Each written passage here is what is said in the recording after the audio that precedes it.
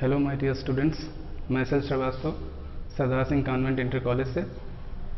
आज junior classes में class 6, 7, 8 से रिलेटेड पार्ट्स ऑफ स्पीच में सेकेंड चैप्टर जो है द प्रोनाउन। प्रोनाउन नाउन के बारे में मैंने आपको बताया था, इसके काउंट्स बताए थे, डेफिनेशंस बताई थी, एग्जाम्पल्स बताए थे। अब इसके बाद देखिए प्रोनाउन। प्रोनाउन क्या होता है, कितने प्रकार का होता है, क्या क्या विशेषताएं होती हैं, ये मैं इस वीडियो में आपको बताऊंगा। तो चलिए शुरू करते हैं। प्रोनाउन। प्रोनाउन का हिंदी अर्थ होता है सर्वनाम। Pronoun is a word which is used in place of a noun. मतलब प्रोनाउन यानी सर्वनाम वे शब्द होते हैं जो संज्ञा के स्थान पर प्रयोग किए जाते हैं। संज्ञा के स्थान पर प्रयोग किए जाते हैं। ऐसे शब्द जो संज्ञा के स्थान पर प्रयोग किए जाते हैं सर्वनाम कहलाते हैं। जैसे एग्जाम्पल में लिखा ही, शी, इट, दे एक्सेट्रा, और भी होते हैं, यू, वी, इस तरीके से। Kinds of pronoun. प्रोनाउन कितने प्रकार के होते हैं। जैसे आपने पढ़ा था नाउन के कई प्रकार होते हैं, ठीक इसी तरीके से प्रोनाउन के भी कई प्रकार होते हैं। जिसमें पहला है पर्सनल प्रोनाउन, पुरुषवाचक सर्वनाम। दूसरा है रिफ्लेक्सिव प्रोनाउन, निजवाचक सर्वनाम। तीसरा एम्फैटिक प्रोनाउन, दृढ़ता सूचक सर्वनाम। चौथा डिमॉन्स्ट्रेटिव प्रोनाउन, संकेतवाचक सर्वनाम। पांचवा इंटरोगेटिव प्रोनाउन, प्रश्नवाचक प्रोनाउन सर्वनाम। रिलेटिव प्रोनाउन, संबंध सूचक या संबंधवाचक प्रोनाउन। इसके बाद आता है 7th इनडेफिनिट प्रोनाउन, अनिश्चयवाचक सर्वनाम। इसके बाद 8th आता है डिस्ट्रीब्यूटिव प्रोनाउन, विभाग सूचक सर्वनाम। 9th है रेसिप्रोकल सर्वनाम। आपकी क्लास 8th की बुक में टोटल 6 प्रोनाउन दिए गए हैं, मगर होते टोटल 9 हैं, इसलिए मैं आपको 9 के बारे में बता रहा हूं। आपके सिलेबस में या आपके कोर्स में जितने भी हैं उससे रिलेटेड जो भी क्वेश्चंस होंगे वो मैं आपको करा दूंगा। बाकी आप पढ़ लीजिए, एक्स्ट्रा पढ़ लीजिए, आगे काम आएंगे। बुक में आपकी टोटल 6 प्रोनाउन ही दिए गए हैं, जबकि होते 9 हैं। तो इसमें मैं अभी एक एक करके सारे प्रोनाउन के बारे में बताऊंगा, उनके एग्जाम्पल दूंगा। देखिए निजवाचक सर्वनाम। अभी आपने काइंड्स देखे, इसमें एक एक करके मैं सभी के बारे में बताऊंगा। निजवाचक सर्वनाम क्या होते हैं, ये किसी वस्तु या व्यक्ति के लिए प्रयोग किए जाते हैं। जैसे एग्जाम्पल में मैंने आपको प्रोनाउन के एग्जाम्पल में बताया था, ऐसे ही इसमें देखिए, जैसे लिखा है आई, वी, यू, दे, ये सभी क्या हैं, पर्सनल प्रोनाउन है। ये सभी पर्सनल प्रोनाउन है। पर्सनल प्रोनाउन ये फर्स्ट पर्सन में आई और वी आता है, सेकंड में यू, थर्ड में ही, शी, इट और दे। फर्स्ट में आई वी, सेकंड में यू और थर्ड में।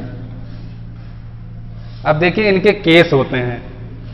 ये तो हो गए सब्जेक्टिव केस, ये हो गए इनके सब्जेक्टिव केस। इनके ऑब्जेक्टिव केस भी होते हैं। देखिए ऑब्जेक्टिव केस में आई का हो जाता है मी, वी का हो जाता है अस, यू का हो जाता है यू ही रहता है यू का, ही का हो जाता है हिम, शी का हर, इट का इट, दे का देम।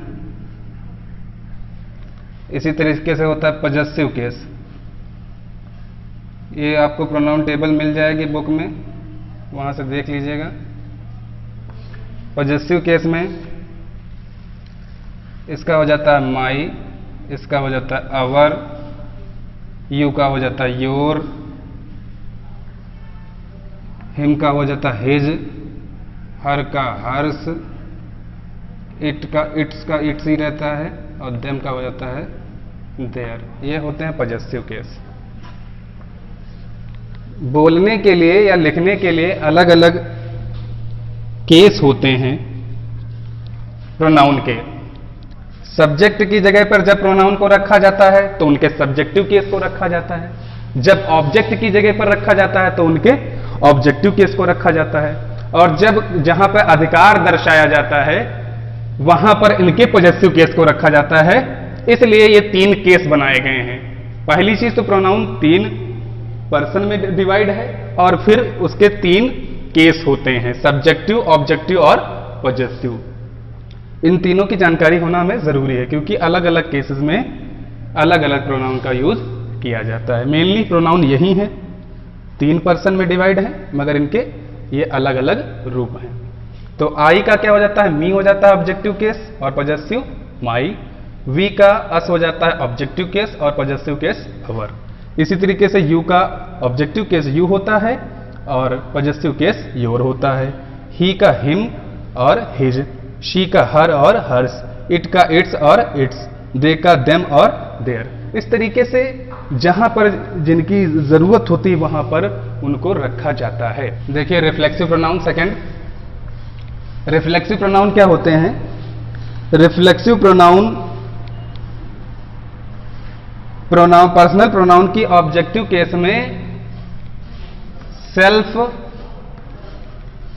जोड़कर बनाए जाते हैं, या प्लूरल फॉर्म में है अगर तो सेल्फ जोड़कर बनाए जाते हैं, जोड़कर बनाए जाते हैं। जैसे और ये दर्शाते हैं कि कर्ता द्वारा किए गए कार्य का प्रभाव कर्ता पे ही पड़ रहा है। जैसे लिखा हुआ है I hurt myself, I hurt myself. और एक बात है इसमें हमेशा रिफ्लेक्सिव प्रोनाउन का यूज हमेशा वर्ब के बाद करते हैं, हमेशा वर्ब के बाद करते हैं। ये चीज ध्यान रखने वाली, क्योंकि इंफेटिक प्रोनाउन भी ऐसा ही होता है, उसमें भी ये वाली फॉर्म जुड़ती है, सेल्फ और सेल्फ उसमें भी जुड़ती है ऑब्जेक्टिव केस में। बस इतना इसमें ध्यान रखना है कि ये वर्ब के बाद आता है और एम्फेटिक में वर्ब के पहले आता है, बस इतना ध्यान रखना है। जैसे लिखा आई हर्ट माई सेल्फ, तो ये कौन सा प्रोनाउन है? रिफ्लेक्सिव प्रोनाउन है। इसके बाद देखिए एम्फेटिक प्रोनाउन। एम्फेटिक प्रोनाउन बिल्कुल ऐसा ही होता है। एम्फेटिक प्रोनाउन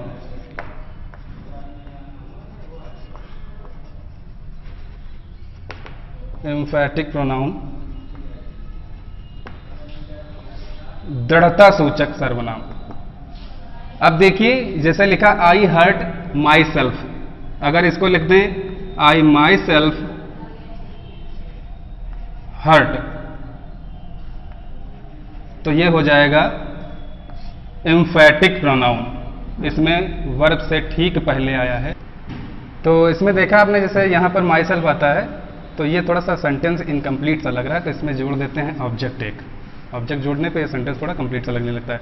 जैसे लिखा हुआ आई माई सेल्फ हर्ट यू, जैसे इसमें लिखा था आई हर्ट माई सेल्फ, मैंने खुद को चोट पहुंचाई, तो यहाँ पर आई माई सेल्फ हर्ट यू, तो यहाँ पर ये दृढ़ता प्रदान कर रहा है सेंटेंस में कि मैंने तुम्हें चोट पहुंचाई। तो ये होते हैं एम्फेटिक प्रोनाउन। इसमें मैंने क्या बताया आपको कि इसमें वर्ब से पहले आता है और इसमें वर्ब के बाद आता है, सेल्फ और सेल्फ्स वाली फॉर्म। बस यही इसमें मेन डिफरेंस है, बाकी कुछ डिफरेंस नहीं है। इसके बाद देखिए अगला प्रोनाउन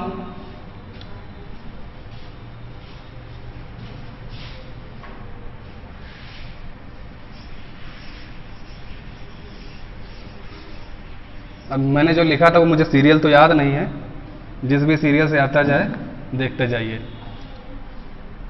इसके बाद देखिए डिमॉन्स्ट्रेटिव प्रोनाउन।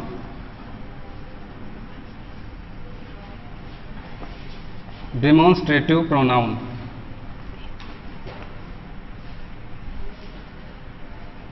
डिमॉन्स्ट्रेटिव प्रोनाउन क्या होते हैं? इनको बोलते हैं संकेतवाचक सर्वनाम। संकेतवाचक सर्वनाम ये ऐसे सर्वनाम होते हैं जो किसी नाउन की तरफ इशारा करते हैं, वाक्य में आए किसी दूसरी नाउन की तरफ इशारा करते हैं, संकेत करते हैं। क्या होते हैं? जैसे लिखा है दिस, दैट, दीज, दोज, ये सभी क्या है? डिमॉन्स्ट्रेटिव प्रोनाउन है। डिमॉन्स्ट्रेटिव प्रोनाउन संकेतवाचक सर्वनाम। जैसे लिखा हुआ है, फॉर एग्जाम्पल यहीं लिख देता हूं मैं, नीचे लिखा हुआ जैसे this is a book, this is a book, तो ये जो दिस आया है ये इसकी तरफ इंडिकेट कर रहा है। दिस इज अ बुक, ये बुक क्या है? एक नाउन है, और दिस यहां पे क्या है? डिमॉन्स्ट्रेटिव प्रोनाउन है, क्योंकि ये इसकी तरफ इंडिकेट कर रहा है, डिमॉन्स्ट कर रहा है, इशारा कर रहा है, संकेत दे रहा है, इसलिए इसे क्या कहेंगे? डेमोन्स्ट्रेटिव प्रोनाउन कहेंगे। इसी तरीके से दैट के भी एग्जांपल देख सकते हैं, दोज, दीज, सबके एग्जांपल देख सकते हैं। एक और देख लीजिए एग्जांपल, दीज आर फ्लावर्स, तो फ्लावर्स इसमें क्या है? नाउन है। दीज इसकी तरफ इंडिकेट कर रहा है, इसलिए यह क्या कहलाएगा? डेमोन्स्ट्रेटिव प्रोनाउन कहलाएगा। आगे देखिए, अगला देखिए, फिफ्थ, इंटरोगेटिव प्रोनाउन।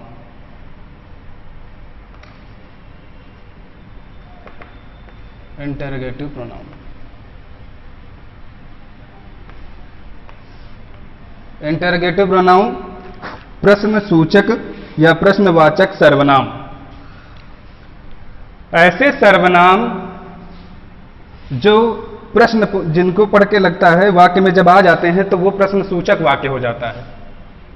ये वाक्य की शुरुआत में आते हैं और वाक्य को प्रश्न सूचक वाक्य बना देते हैं। जैसे लिखा है who are you, who are you, तो हु इसमें क्या है? इंटरोगेटिव प्रोनाउन है। जैसे लिखा हो which is your house, which is your house, तुम्हारा कौन सा मकान है, तुम कौन हो। तो ये हु जो है ये किसी नाउन के लिए प्रयोग किया गया है, विच जो है किसी मकान के लिए प्रयोग किया गया है जो कि एक नाउन होगा। तो इस तरीके से ये इंटरोगेटिव प्रोनाउन कहलाते हैं। ये वाक्य में प्रश्न पूछते हैं जिनके उत्तर में कोई नाउन आता है। अगला देखिए, relative pronoun. Relative pronoun, six देखिए, रिलेटिव प्रोनाउन। रिलेटिव प्रोनाउन क्या होते हैं? रिलेटिव प्रोनाउन वे होते हैं जो दो उपवाक्यों को जोड़ने का कार्य करते हैं। ऐसे प्रोनाउन जो दो घटनाओं को जोड़ते हैं, जिनसे किसी नाउन या दूसरे प्रोनाउन का संबंध स्थापित होता है, ऐसे प्रोनाउन को रिलेटिव प्रोनाउन कहते हैं। जैसे लिखा है दिस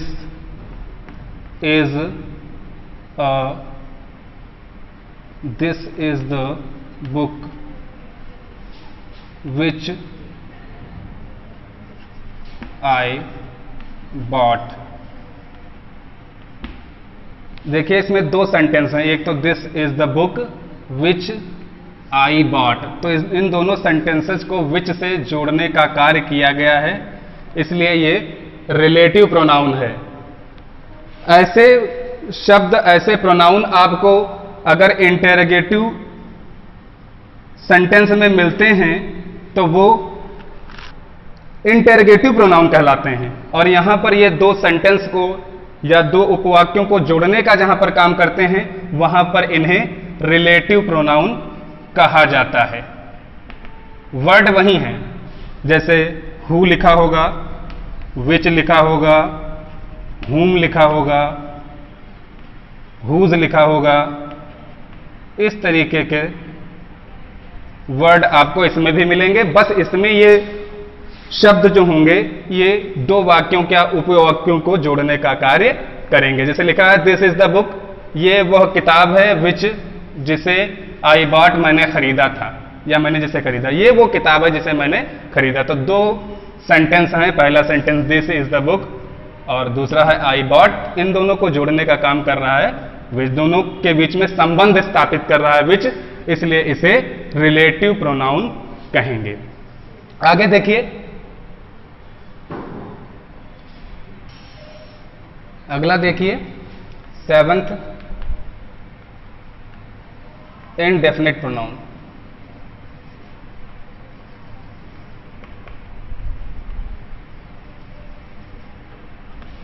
इनडेफिनिट प्रोनाउन अनिश्चय वाचक सर्वनाम। नाम से स्पष्ट है, इसमें अनिश्चितता होती है। ऐसे शब्द आते हैं इसमें जो किसी निश्चित व्यक्ति की तरफ इशारा ना करके अनिश्चित व्यक्ति की तरफ इशारा करते हैं, जिनसे पता नहीं चल पाता कि कोई व्यक्ति कौन व्यक्ति है एग्जैक्टली। जैसे लिखा हो सम, मैनी। देखिए इसके बाद एर्थ डिस्ट्रीब्यूटिव प्रोनाउन, विभाग सूचक सर्वनाम।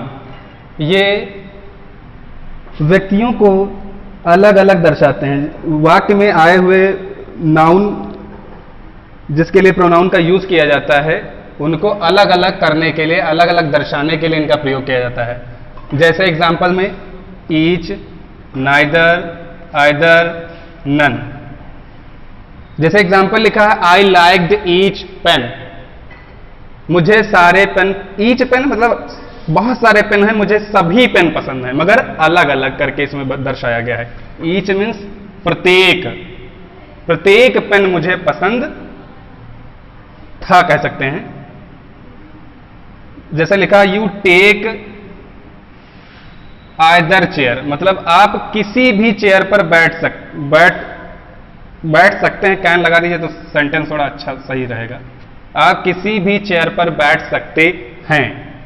इसी तरीके से you can take neither chair, आप किसी चेयर पर नहीं बैठ सकते हैं, किसी भी चेयर पर नहीं बैठ सकते हैं, किसी भी कुर्सी पर नहीं। जैसे बहुत सारी कुर्सियां पड़ी हैं, तो इसमें पहले सेंटेंस में जैसे कह रहा आप किसी भी कुर्सी पर बैठ सकते हैं, और दूसरे में कह रहा आप किसी भी कुर्सी पर नहीं बैठ सकते हैं। नाउन को अलग अलग करने का कार्य करते हैं। ऐसे प्रोनाउन डिस्ट्रीब्यूटिव प्रोनाउन कहलाते हैं। इसके बाद देखिए रेसिप्रोकल प्रोनाउन। इसके अंतर्गत दो ही प्रोनाउन आते हैं। जैसे लिखा है ईच अदर, दूसरा लिखा है वन अनदर। इनको बोलते हैं परस्पर वाचक सर्वनाम। जब वाक्य में आए हुए प्रोनाउन एक दूसरे का सहयोग बराबर करते हैं, वहां पर इनका प्रयोग किया जाता है। जैसे लिखा है Mohan and Sohan help each other, मतलब मोहन और सोहन एक दूसरे की मदद करते हैं। दोनों एक दूसरे की मदद करते हैं। मोहन और सोहन दोनों एक दूसरे की मदद करते हैं, ईच अदर। वी देखिए दो से अधिक व्यक्ति जब आएंगे तो वहां पर प्रयोग करेंगे वन अनदर का, वन अनदर का। We love one another. तो यहां पर दो से अधिक लोग आए हैं, तो यहां पर वन अनदर का प्रयोग किया गया है। हम एक दूसरे से प्यार करते हैं, एक दूसरे से प्रेम करते हैं, इसलिए यहां पर वन अनदर का यूज किया गया। तो इस तरीके से आपने देखा प्रोनाउन के प्रकार, उनकी विशेषताएं